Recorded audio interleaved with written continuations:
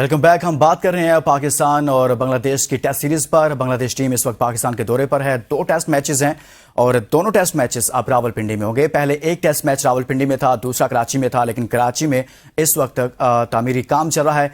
Champions trophy की तैयारियां चल रही हैं, इस वजह से दूसरा टेस्ट मैच भी रावलपिंडी में मुंतकिल कर दिया गया है। और इस तमाम तरह सूरत हाल पर बात करने के लिए हमारे साथ मौजूद हैं साबिक टेस्ट क्रिकेटर आमिर नज़ीर साहब। आमिर नज़ीर साहब, हमने बात की आमिर जमाल के हवाले से, कामरान गुलाम, अबरार अहमद और पाकिस्तान टीम की मजमूई तैयारियों के हवाले से, लेकिन हम कुछ आगे बढ़ते हैं। हमने देखा कि पाकिस्तान क्रिकेट टीम की कुछ परफॉर्मेंसेज ऐसी आ रही हैं कुछ अरसे से जहां पर मायूसी नजर आती है। शायकीन भी मायूस हैं, चाहे एशिया कप हो, चाहे ओडीआई वर्ल्ड कप हो, चाहे T20 वर्ल्ड कप हो। बुनियादी वजह क्या है? पाकिस्तान क्रिकेट इस नहज पर कैसे पहुंच गई? देखिए, आप बिल्कुल सही कह रहे हैं कि हमें कम से कम 1 साल हो गया है कि हम कोई अच्छी क्रिकेट नहीं खेल पा रहे किसी भी शोबे में। अब ओनली वन बैट्समैन है हमारा, बाबर आजम है, जो हर मैच में हर टूर पे वो रन बनाता है। उसके बाद अगर बैटिंग नीचे से बात कर लें तो आप मिडिल ऑर्डर में देख लें, हमारे पास कोई ऐसे बैट्समैन नहीं है जो हमारे जो ऊपर आउट होते हैं तो नीचे आके हम बिल्कुल ही फ्लॉप हो जाते हैं। ये चीजों को देखना बड़ा जरूरी है। मैं समझता हूँ कि ये जो मिडिल ऑर्डर ना होने की वजह ये हमारी हार का बायस बन रहा है, क्योंकि हमारे पास बॉलिंग तो बिल्कुल बेहतरीन है, हमारे पास अच्छे फास्ट बॉलर भी हैं, हमारे पास स्पिनर भी है और ओपनिंग बैट्समैन भी हैं, मगर मिडिल ऑर्डर की वजह से हम थोड़ा लैग कर रहे थे। अब ये है कि अब देखना ये है कि नई मैनेजमेंट आई है, नए चेयरमैन साहब आए हैं, उन्होंने भी फैसले किए हैं, कुछ सिलेक्शन के बारे में भी ऐसी चीजें हैं जो आप सबको पता है।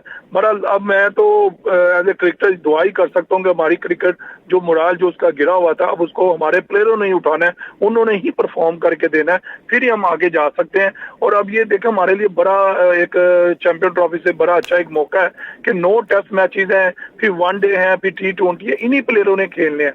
मगर ये देखा है कि अब इनका काम बनता है कि क्रिकेट को हमने कैसे ऊपर लेके जाना है और अपने पूरी दुनिया में जो हमारा थोड़ा सा जो मोराल जो है वो क्रिकेट की वजह से डाउन है, तो इंशाल्लाह ताला यही हमारे हीरो हैं, यही हमारे प्लेयर हैं, इन्होंने करना सारा कुछ। अब ये है, इनके ऊपर ज्यादा जिम्मेदारी है कि उन्होंने कैसे प्लान करना है अपने रन बनाने के लिए, आउट करने के लिए। जी आमिर नज़ीर साहब, वकार यूनुस की काफी अरसे के बाद वकार यूनुस साहब की वापसी हुई है, कैसे देखते हैं उनकी वापसी? और लगता है ऐसे है कि वो जैसे नायब चेयरमैन हो, चेयरमैन पीसीबी के, नायब चेयरमैन पीसीबी के तौर पर सामने आए हैं। कैसे देखते हैं आप उनकी वापसी को? देखें जी, वकार भाई का आना मेरे ख्याल से तो बड़ा अच्छा एक साइन है। देखें, वो इस वजह से क्योंकि वो 2 मरतबा बॉलिंग कोच, हेड कोच भी आ चुके हैं, मगर ये उनको एक नई लाइफ दी गई है एडमिनिस्ट्रेशन की, जो मेरे ख्याल से अब वकार भाई का इतना तजर्बा है कि उन्होंने एक तो रीजन क्रिकेट खेली है, डिपार्टमेंट क्रिकेट खेली है, एसोसिएशन क्रिकेट खेली है, फिर पाकिस्तान खेला है, पूरी काउंटी खेली है और कमेंट्री करें। इससे ये होगा कि उनका एक जो एक्सपीरियंस है मेरे ख्याल से हमारे लिए काम आएगा और हमें थोड़ा उनको टाइम देना चाहिए। ये नहीं देखे हमारे में ये एक बड़ा फॉल्ट है, आते ही हम कह देंगे नहीं जी आज ही दे पकाओ जल्दी से खा लो, ऐसे नहीं होता। टाइम थोड़ा दें इनको, अब इनको फैसले करने हैं। लेकिन आमिर भाई वो देग अच्छी पका लेंगे ना? तो देखिए भाई, उम्मीद तो यही करनी चाहिए। अब देखें, मुझे आप कहेंगे जी आज ही मेरा बेटा पैदा हुआ है, कल ये जनाब टेस्ट क्रिकेटर बन जाए, ऐसे नहीं होता। देखिए, ये हमारी सोच का थोड़ा चेंज करना है। अगर मैं मानता हूँ हम वो जो दुनिया क्रिकेट आगे जा चुकी है, हम उससे थोड़ा पीछे हैं, ठीक है ना। अब हमें कोशिश तो करनी है ना, अब ये क्रिकेट है तो हम है, मगर अब ये देखें वकार जी ने देखा छोटा मोटा नाम नहीं है, बहुत बड़ा नाम है। मगर ये है कि उनको आने दें, उनको देखने दें। अभी आप देखना वहाब रियाज साहब भी तो आए थे ना, उनको कुछ फैसले आपको सबको नहीं पसंद है, जिससे चेयरमैन साहब ने उनको हटा दिया ना। अब यही है कि ये अब काम करेंगे, फिर पता चलेगा। अगर हम ये चेंजिंग 1-2 महीने में करते जाएंगे ना, तो ये क्रिकेट का हाल हमारा वैसे ही रहेगा। अब इसको थोड़ा टाइम दे, जो भी चेयरमैन आता है कम से कम 3 साल के लिए। देखिए, पहले आप देखें मानी साहब आए, फिर रमीज साहब आए, फिर जनाब नेजम सेठी साहब आए, फिर हमारे वो जो पार्टी कौन थे जी, ज़कात अशरफ साहब आए, अब मोहसिन नकवी साहब आ गया। देखिए, इस पूरे 9-10 माह में कितने चेयरमैन आए, कितने कप्तान चेंज हुई, ये चीजें सारी देखने वाली हैं। बहरहाल मैं तो यही कहता हूँ टाइम देना चाहिए हमें, अपने कोचेज को, अपने चेयरमैन को, अपने वकार यूनुस साहब को टाइम दें, थोड़ा सा उनको बैठने दें, उनको चीजें देखने दें, फिर जब चीजें सेटल होंगी तो ये फिर हमारी क्रिकेट जो है ना बैलेंस होके इंशाल्लाह ऊपर आएगी। आमिर नज़ीर साहब, साथ में हम एक मरतबा फिर से दोबारा से गैर मुल्की कोचेस पर इन्हिसार कर रहे हैं। ये दुरुस्त है कि हमें गैर मुल्की कोचेस को ही रखना चाहिए, या फिर नहीं हमारे पास भी ऐसे लोग मौजूद हैं जो अच्छा परफॉर्म खुद भी करते रहे हैं और टीम को भी बेहतर करने की सलाहियत रखते हैं? देखे नहीं, हमने हमारा, मुझे आप पहले बताए ना, हमारे पास क्या मिसबाह हक ने कोचिंग नहीं की, वकार यूनुस साहब ने कोचिंग नहीं की, क्या हमारा अजहर महमूद हमारा पाकिस्तानी नहीं है, सकलैन हमारा नहीं है, ठीक है, यूसुफ हमारा बैटिंग कोई नहीं है, ये भी हमारे पाकिस्तान के बेस्ट इंडियन परफॉर्मर है ना, दुनिया में नाम कमाया, ठीक है। अब ये गोरा देखिए, अगर हमारा जो कल्चर आप गोरे को एक्सेप्ट करना चाह रहे हैं, मतलब वही है, गोरा है या पाकिस्तानी है, हमारी क्रिकेट को ऊपर जाना है, वो कैसे जाना है अब ये प्लेयरों पे भी डिपेंड करता है। अब ये है, जब गैरी कर्स्टन ले ले, दुनिया का मायनाज कोच है, उसने इंडिया को वर्ल्ड कप भी जितवाया हुआ है, ठीक है। अब वो तो ऐसी क्रिकेट खिला रहा है जो बच्चों से परफॉर्म करवा रहा है, मगर वही बात आ जाती है, टाइम देना पड़ेगा जनाब। अगर हम टाइम देंगे, हम ठंडे ठंडे होम्योपैथिक दवाई खाएंगे, फिर ही हम कामयाब होंगे। अगर आप कहें ना एलोपैथी, वो उससे काम नहीं होना। ये लेकिन आमिर नजीर साहब, यहाँ पर तो ठीक है, ये नए लोग आए हैं, इनको टाइम देना चाहिए, लेकिन हम देख रहे हैं कि बाबर आजम पर काफी सवाल उठते हैं कि उनको 4 से 5 साल के अरसे से वो टीम के कैप्टन है। माजी में तो ऐसा नहीं होता था, कोई भी कैप्टन एक वर्ल्ड कप हारता था, बुरी परफॉर्मेंस देता था, ना सिर्फ वो कप्तानी से जाता था बल्कि टीम से ही फारिग हो जाता था। लेकिन बाबर आजम को इतने सारे टूर्नामेंट्स दिए गए जिसमें 3 T20 वर्ल्ड कप शामिल हैं, 1 ODI वर्ल्ड कप शामिल है, 2 एशिया कप शामिल हैं, लेकिन उसके बावजूद भी आप समझते हैं कि बाबर आजम को ही अभी कप्तान बरकरार रखना चाहिए, या उस पर भी कोई सोच विचार करनी चाहिए पाकिस्तान क्रिकेट बोर्ड को?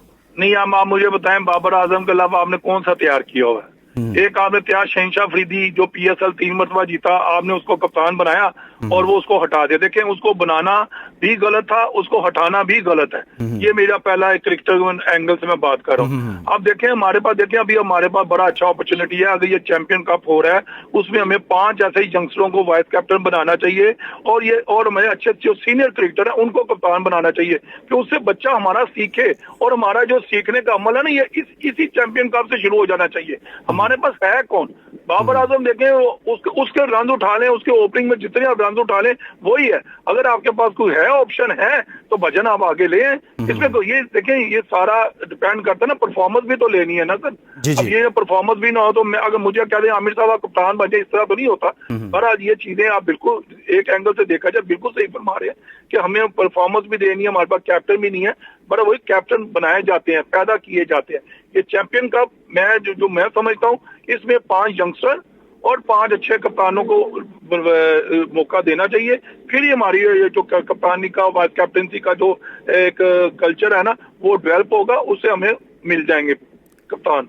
आमिर नजीर साहब, अभी जो सिलेक्शन हुई है बांग्लादेश के खिलाफ, ठीक सिलेक्शन हुई है, ठीक स्क्वाड है, या आप समझते हैं नहीं इसमें भी कोई तब्दीली होनी चाहिए थी? नहीं, मेरे ख्याल से जी बैलेंस स्क्वाड है। अगर आप बैटिंग में देख लें, साइम अयूब है, शान मसूद है, बाबर आजम है, सलमान अली आगा है, सऊद शकील है, और रिजवान विकेट कीपर है, ठीक है, और 4 फास्ट बॉलर हैं। मेरे ख्याल से बड़ा एक मजबूत स्क्वाड है। और बांग्लादेश के खिलाफ अगर देखा जाए तो मेरे ख्याल से हमारी पोजीशन काफी बेहतर है। मैं एक इब्रार की जो वजह से आप कह रहे हैं ना, वो मैं उसको इश्यू नहीं इतना समझता, मगर लोग भी कुछ कह रहे हैं होना चाहिए, नहीं भी होना चाहिए, वो अब नहीं है, तो उसका हल क्या है? क्या क्रिकेट बंद कर दी जाए? मगर ये है कि बी पॉजिटिव। अब ये है कि हमने जो हमारा स्क्वाड अनाउंस हुआ है, ये बहुत अच्छा स्क्वाड है। आमिर नजीर साहब, मोहम्मद हुरैरा को मौका दिया जा रहा है, किस तरह से देखते हैं उनको स्क्वाड में रखना, फिर प्लेइंग 11 का हिस्सा भी उनको बनाया जाएगा, ये फैसला कैसे देखते हैं आप?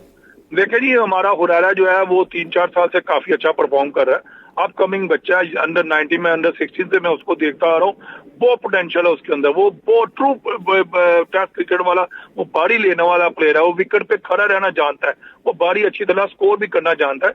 बड़ा ये अच्छा साइन है, अगर वो अल्लाह उसको डेब्यू करवाता है, वो खेलता है, तो ये एक पाकिस्तान की क्रिकेट के लिए अच्छा फ्यूचर प्लेयर है टेस्ट क्रिकेट के लिए।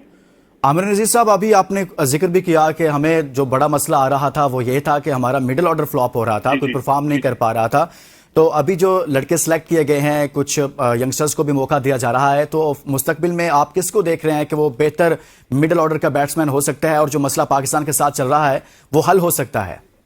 यार देखें बात वही आ जाती है, ओपनर भी जो होता है ना, 1-2-3 में जो होता है ना, वो नीचे भी खेल सकता है। अब देखें, मैं मिसाल देता हूँ, जेसन वो था गिलक्रिस्ट था, क्लिक देख लें, वो वनडे में ओपन करता था, टेस्ट में वो 6 नंबर पे आता था, वो टेल एंडरों के साथ मिलके वो 100 करता था। हम है प्रोफेशनल क्रिकेटर। अब हमें ये एक्सक्यूज नहीं होना चाहिए मिडिल ऑर्डर में क्यों आएगा, मैं नहीं खेल सकता, वो नहीं खेल सकता। जो 1, 2, 3 में खेलता वो नीचे भी खेल सकता है।